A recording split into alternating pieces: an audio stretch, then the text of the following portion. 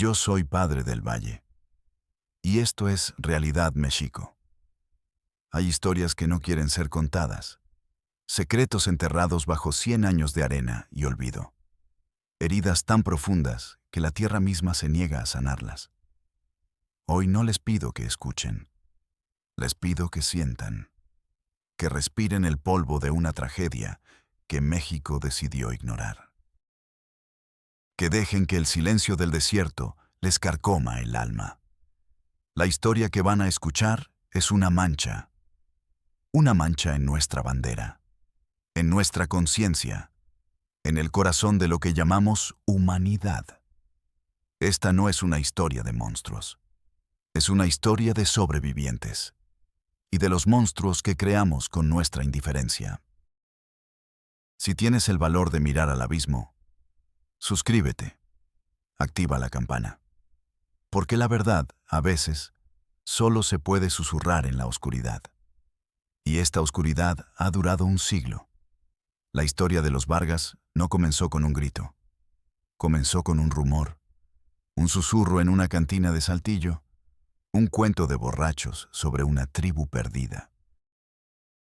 Gente que vivía como en los tiempos de antes, aislados, olvidados por Dios y por el gobierno. Nadie lo tomaba en serio. Era folclore, una leyenda para asustar a los viajeros. Pero los rumores, como las semillas, a veces encuentran tierra fértil, y la tierra fértil era el corazón de Carmen Mendoza. Carmen no era una heroína. Era una trabajadora social, de esas que el sistema mastica y escupe. 26 años. Los ojos todavía brillantes de un idealismo que la realidad se esforzaba por apagar cada día. Trabajaba en una oficina gris, bajo la luz parpadeante de un fluorescente. Su mundo era un universo de formatos. Formato 1A, para desnutrición. Formato CTC para abuso doméstico. Cada tragedia humana, reducida a un código en una carpeta. Un día, un viejo ranchero llegó a su oficina. Olía a sol y a tierra. Vino a pedir una ayuda para la sequía. Mientras Carmen llenaba el formato correspondiente, el hombre habló. Habló del desierto de Coahuila, de una zona a la que nadie iba. El espinazo del diablo, le llamaban. Dijo que su abuelo le contaba que allí se había perdido gente durante la Revolución, una familia entera, los Vargas. Dicen que siguen ahí, murmuró el viejo, pero ya no son como nosotros. Carmen levantó la vista del papel. Por primera vez en mucho tiempo, algo rompió la monotonía del formulario. ¿A qué se refiere con que no son como nosotros? El ranchero se encogió de hombros. La sangre llama a la sangre, dicen. Cuando no hay más, se busca en la propia. La frase quedó flotando en el aire viciado de la oficina. Esa noche, Carmen no pudo dormir. La imagen de una familia perdida, atrapada en el tiempo, se negaba a salir de su cabeza. A la mañana siguiente, fue a la oficina de su superior, Ricardo Juárez, un hombre cuyo espíritu había muerto hacía 20 años, pero cuyo cuerpo todavía no se había enterado. Señor Juárez, escuché algo que creo que deberíamos investigar. Le contó la historia del ranchero, la leyenda de los Vargas. Juárez ni siquiera levantó la vista de su café. Mendoza, dijo, con un suspiro cansado. Tenemos 300 casos reales en este escritorio. Niños con hambre, madres golpeadas. No tenemos tiempo para los cuentos de un viejo. Pero, ¿y si es verdad? Juárez la miró. Una mirada vacía. La mirada de un hombre que ha visto demasiado y ha decidido dejar de ver. Si es verdad, han sobrevivido 100 años sin nosotros. Seguro pueden aguantar otros 100. Carmen sintió un frío recorrerle la espalda. El frío de la burocracia. La indiferencia convertida en política de oficina. Salió de allí sintiendo el peso de la carpeta que llevaba en las manos, el peso de todas las tragedias archivadas. Pero esta vez era diferente. Esta no era una carpeta. Era un susurro en el viento del desierto. Y Carmen decidió que iba a escucharlo. Tomó sus vacaciones acumuladas. Usó sus pocos ahorros para comprar un mapa viejo y provisiones. Le dijo a su madre que se iba a un retiro espiritual. Su viejo Volkswagen Sedán no estaba hecho para el desierto. Pero su voluntad sí. Mientras se alejaba de la ciudad, el ruido del tráfico fue reemplazado por el silbido del viento. Los edificios grises dieron paso a un horizonte infinito y ocre. Estaba sola, completamente sola. Y por primera vez en mucho tiempo sintió que estaba haciendo algo real, algo que no cabía en un formulario. El camino se acabó. Luego el camino de tierra. Luego la huella de llantas. Siguió las indicaciones del viejo ranchero, escritas en una servilleta. Pase la roca con cara de perro. Siga el lecho seco del río hasta que el sol le dé en la nuca. Eran instrucciones de otro tiempo, de un mundo sin GPS. 3 días. El motor de su auto tosía polvo. El agua empezaba a saber a plástico caliente. El sol era un martillo inclemente sobre el techo del coche. Estaba a punto de rendirse, de dar la vuelta, de aceptar que Juárez tenía razón. Era una locura. Entonces lo vio. Humo. Una columna delgada y temblorosa que se alzaba contra el cielo azul pálido. Aparcó el coche y caminó. El corazón le latía con una fuerza desbocada. Un miedo primario. Un miedo a lo desconocido. El aire era pesado, inmóvil. El único sonido era el de sus propias botas sobre la tierra agrietada. Y entonces, el olor. Un olor dulzón y rancio. El olor de la carne y la podredumbre. De la vida y la muerte demasiado juntas. La primera construcción era un amasijo de adobe, láminas de metal y madera de cactus. Parecía a punto de derrumbarse. Una figura salió de la sombra. Un hombre, o lo que quedaba de uno.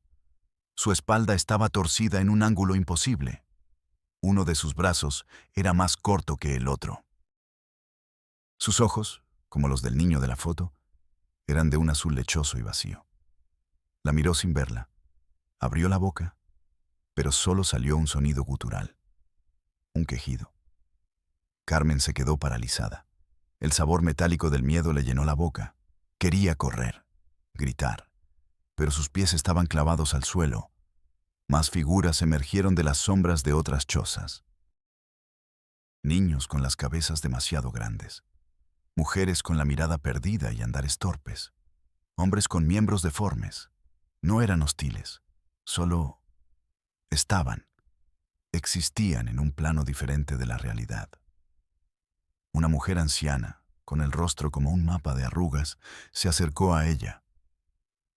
Era la única que caminaba erguida. La única cuya mirada parecía contener una chispa de conciencia. ¿Quién eres?, preguntó la anciana. Su voz era un susurro de hojas secas. Soy Carmen. La anciana la estudió. Nadie viene aquí. Me perdí, mintió Carmen. La anciana sonrió. Una sonrisa sin dientes. Todos los que llegan aquí están perdidos. La dejó entrar en la choza principal. Dentro, el aire era aún más denso. Olía a sudor, a enfermedad y a algo más. A tristeza acumulada. En un rincón, una joven de no más de 15 años acunaba a un bebé. Carmen se acercó. El bebé era diminuto. Su piel era casi traslúcida. Tenía una fisura que le partía el labio superior y se extendía hasta la nariz. No tenía dedos en una mano, solo un pequeño muñón. La joven madre lo mecía con una ternura infinita, como si no viera nada malo en él, como si fuera perfecto. Carmen sintió que el aire le faltaba. Tuvo que apoyarse en la pared de adobe. La pared estaba fría. húmeda. Sintió la textura áspera contra su palma. El frío la ancló a la realidad, a esa nueva y terrible realidad. Es un varón, dijo la anciana con orgullo. Fuerte, como su padre. Carmen miró a la joven madre. Luego miró a un muchacho que estaba sentado en el suelo, tallando un trozo de madera. El muchacho tendría unos 17 años. Tenía la misma mandíbula retraída y los mismos ojos vacíos que la joven madre. ¿Y que el bebé? El muchacho levantó la vista. Le sonrió a la joven, su hermana, el padre de su hijo. Carmen vomitó. Vomitó el agua tibia, el miedo, la incredulidad. Vomitó 100 años de un secreto que acababa de estallarle en la cara. La anciana la miró sin sorpresa. El cuerpo se acostumbra, dijo con simpleza. El alma tarda un poco más. Esa noche, Carmen no durmió en su coche. Durmió en una de las chozas.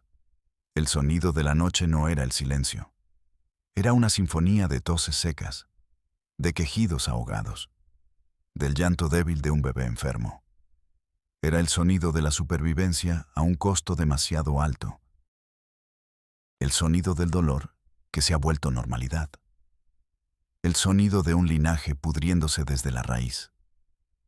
Se quedó una semana. Nadie le pidió que se fuera. Nadie le pidió que se quedara. Era una observadora fantasma en un mundo que no debería existir. Vio a los niños jugar. Sus juegos eran extraños, silenciosos, imitaban el vuelo de los zopilotes. O se quedaban quietos durante horas, mirando al sol. Vio cómo compartían la poca comida que tenían.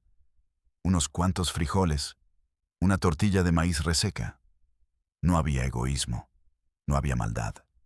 Solo una aceptación pasiva de su destino.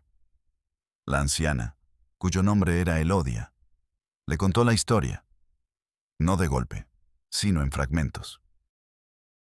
Pedazos de memoria que le entregaba cada atardecer, mientras el cielo se teñía de naranja y púrpura. Mi bisabuelo era Mateo Vargas, comenzó. Un hombre bueno, un hombre de a caballo. Huyó de la guerra, de Pancho Villa, de la leva que se llevaba a sus hijos. Cargó a su familia en una carreta. Su esposa, sus 5 hijos, buscaban la paz.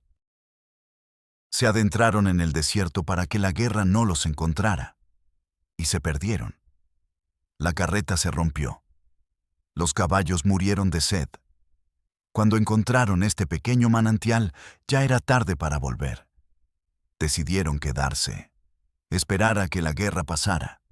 Pero la guerra pasó y nadie vino a buscarlos. El mundo los olvidó. La primera generación murió de viejos, susurró Elodia. Mateo, su esposa, enterrados bajo aquella piedra.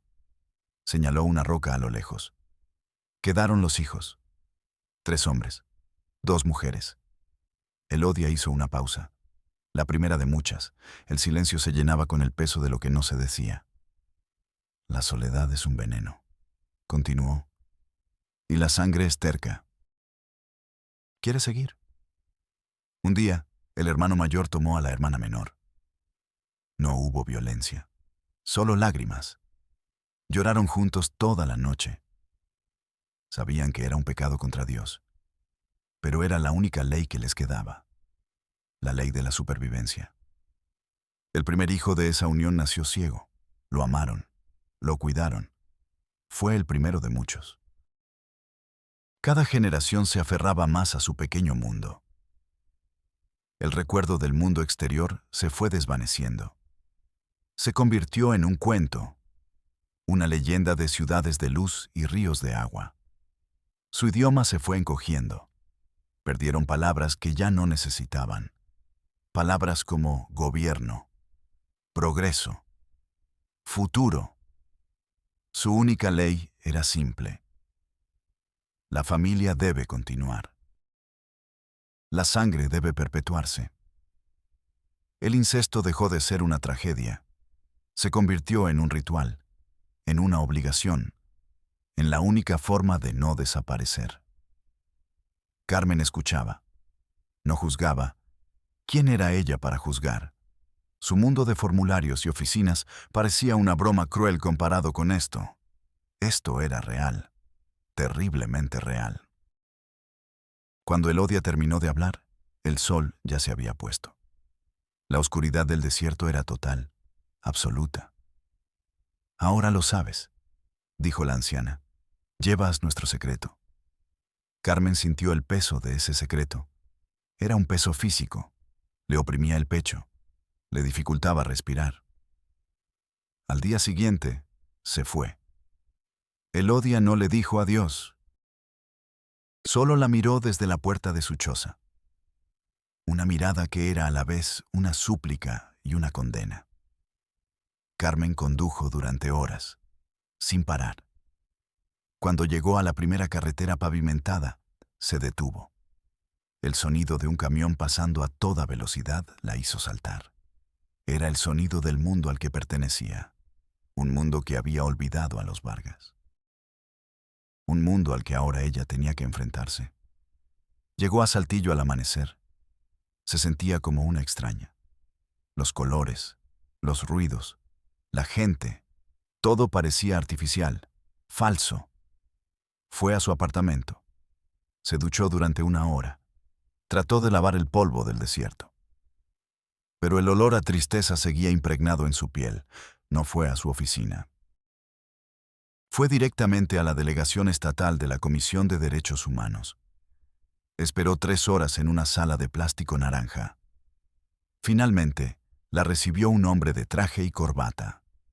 El licenciado Rivas. Carmen habló, con la voz quebrada por la emoción y el cansancio. Le contó todo, el aislamiento, las deformidades, el incesto como ley. Mostró las fotos que había tomado con su celular, fotos borrosas y oscuras, pero la verdad que contenían era nítida. El licenciado Rivas miró las fotos con desinterés. Las pasó como si fueran cromos. Fascinante, dijo. Una especie de cápsula del tiempo sociológica. Carmen no podía creer lo que oía. No es sociología, licenciado.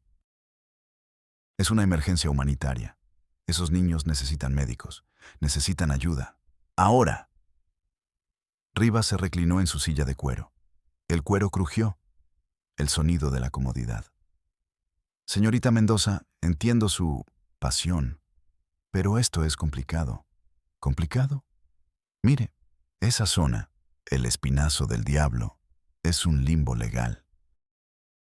Parte es terreno federal, parte ejidal, parte propiedad privada sin reclamar. No está claro de quién es la jurisdicción. Carmen sintió que la rabia le subía por la garganta. Una rabia fría y afilada. ¿Me está hablando de papeles? ¿De mapas?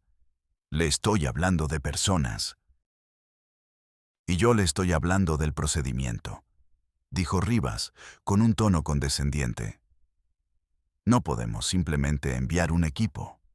Necesitamos establecer la competencia, hacer un estudio preliminar, formar un comité interinstitucional. Comité, estudio, procedimiento. Las palabras rebotaban contra Carmen. Eran muros. Muros de burocracia diseñados para que nada sucediera. Mientras ustedes forman su comité, dijo Carmen con la voz temblando, un bebé con el paladar hendido está tratando de respirar en una choza de adobe. Rivas suspiró. Un suspiro de fastidio. Haga un informe, dijo, detallado. Con copias de las fotos. Lo turnaremos al área correspondiente. Carmen se quedó mirándolo. El hombre detrás del escritorio. El sistema hecho carne. Sintió una náusea profunda. Más profunda que la que sintió en el desierto. Era la náusea de la impotencia. Salió de la oficina. El pasillo era largo y silencioso. El aire acondicionado zumbaba. Un sonido limpio, estéril. El sonido de la indiferencia. Se apoyó contra la pared. Cerró los ojos. La pared estaba lisa y fría, no como la pared de adobe. Esta frialdad no anclaba, aislaba, llenó el informe. 10 páginas. Cada palabra era un grito. Lo entregó. Pasó una semana, 2 semanas. Llamó todos los días. El licenciado Rivas está en una junta. El área correspondiente está analizando su reporte. Le devolveremos la llamada. Nunca devolvían la llamada. Volvió a la oficina. Su superior, Juárez, la estaba esperando. No parecía enojado. Parecía decepcionado. Mendoza, ¿qué demonios hiciste? Hice lo correcto. Fuiste a Derechos Humanos. Saltaste la cadena de mando. Nos dejaste en ridículo. ¿Alguien tenía que hacer algo? Juárez se masajeó las sienes. Recibí una llamada, de arriba. Me pidieron que te mantuviera ocupada. Le arrojó una pila de carpetas al escritorio. Archivos muertos, casos de hace 10 años. Quiero que los organices. Era un castigo, un exilio dentro de la propia oficina. Enterrarla en el pasado para que dejara de luchar por el futuro. Carmen miró las carpetas. Las letras borrosas, los nombres olvidados, las tragedias archivadas. Sintió que algo se rompía dentro de ella. La última hebra de su idealismo. Pero no se rindió. Gastó el resto de sus ahorros en un abogado, un joven que trabajaba en casos pro bono. Le contó la historia. El abogado la escuchó con atención. Podemos intentar un amparo, dijo. Obligar a las autoridades a actuar por omisión. Era una posibilidad. Una pequeña luz en la oscuridad. Presentaron el amparo. El sistema legal se movió. Con la velocidad de un glaciar. Audiencias, papeleo, pruebas, meses. Pasaron 6 meses. Carmen vivía de préstamos. Había perdido su trabajo. Juárez la había despedido por recortes de personal. Un día, recibió una notificación del juzgado. El amparo había sido sobreseído. El juez argumentaba que Carmen no tenía interés jurídico. No era familiar. No era representante legal. Era una simple ciudadana. Su dolor no tenía validez legal. La decisión era un laberinto de jerga legal. Pero el mensaje era simple. No te metas. Esa noche, Carmen se sentó en la oscuridad de su apartamento. El silencio era absoluto. Ya no oía el viento del desierto. Solo el zumbido de su propia derrota. El sistema no la había combatido. Simplemente la había agotado. La había absorbido en su inercia. Le había ganado por cansancio. Entonces, decidió hacer algo que nunca pensó que haría. Llamó a un periodista que conocía. Un tipo cínico que trabajaba para un tabloide. Tengo una historia para ti, le dijo. Una que te hará famoso. Se reunieron en un café. Carmen le entregó todo. Las fotos, los documentos del juzgado, los nombres de los funcionarios que la habían ignorado. El periodista olfateó la historia. Sus ojos brillaban con una avidez depredadora. Esto es oro, chica. Oro puro. 2 días después, la historia explotó. La tribu perdida. Familia vivió 100 años de incesto en el desierto. El titular era grotesco, sensacionalista, pero funcionó. La noticia estaba en todas partes, la televisión, la radio, internet. El nombre Vargas estaba en boca de todos. De repente, los funcionarios que la habían ignorado daban conferencias de prensa. Prometían llegar al fondo del asunto. Anunciaban la creación de brigadas de ayuda inmediata. El licenciado Rivas, de Derechos Humanos, hablaba ante las cámaras con el rostro compungido. Es una tragedia que nos duele a todos, decía. Carmen lo veía en la televisión y sentía asco. El gobierno actuó. Rápido. Con la eficiencia que solo el pánico mediático puede generar. Helicópteros, camionetas del ejército, médicos, psicólogos, Antropólogos descendieron sobre el pequeño asentamiento de los Vargas como una plaga. Los sacaron de allí. A todos. A Elodia, a la joven madre, al bebé. Los subieron a los helicópteros. El ruido de las aspas ahogó el silencio del desierto. Los llevaron a un albergue en la ciudad. Un edificio de concreto con camas de metal y luces fluorescentes. Les dieron ropa nueva, comida que no reconocían. Los médicos los examinaron. Los psicólogos intentaron hablar con ellos. Los antropólogos los estudiaron como si fueran una especie recién descubierta. Para el mundo era un rescate, una victoria de la civilización. Pero Carmen sabía la verdad. Fue a visitar el albergue. Los encontró. Estaban sentados en un cuarto grande, todos juntos, apiñados en un rincón, aterrorizados. La ropa limpia les quedaba grande. Las luces brillantes los hacían parpadear. El ruido de la ciudad era una tortura para ellos. El bebé, el que nació con el labio partido, había muerto. Neumonía, dijeron los médicos. No aguantó el cambio. Elodia la vio. Se acercó a ella. Sus ojos ya no tenían esa chispa de conciencia. Solo había miedo. Nos sacaron del único lugar que conocíamos, susurró. Nos trajeron a este infierno ruidoso. Aquí el aire duele. Los separaron. A los niños los enviaron a orfanatos. A los adultos, a instituciones psiquiátricas. La lógica del sistema: clasificar, separar, controlar. La familia, la única estructura que habían conocido, fue desmantelada en nombre de la ayuda.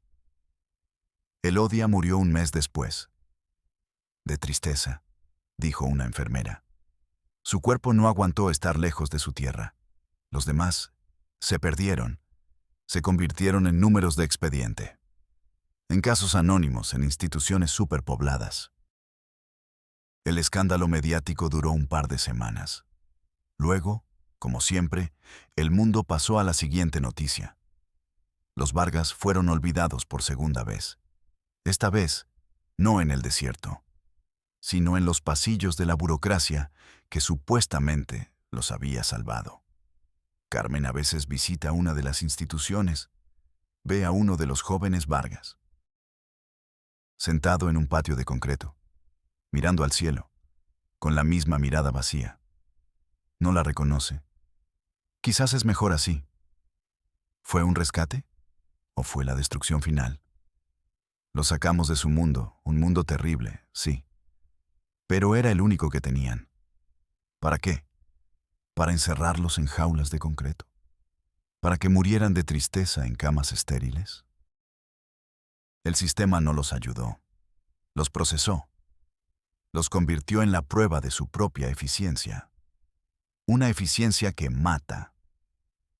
La historia de los Vargas no es la historia de una familia. Es un espejo que nos muestra un rostro que no queremos ver. El rostro de nuestra propia indiferencia. El rostro de un sistema que no está diseñado para ayudar al ser humano, sino para perpetuarse a sí mismo. En el desierto de Coahuila, en el espinazo del diablo, las chozas de adobe se están cayendo. El viento sopla a través de las paredes rotas. Pronto no quedará nada, solo polvo, y un secreto que la tierra volverá a tragarse. Un secreto sobre el precio de la supervivencia, y el precio aún más alto de nuestro olvido. Soy Padre del Valle, y nos vemos en la próxima Realidad México.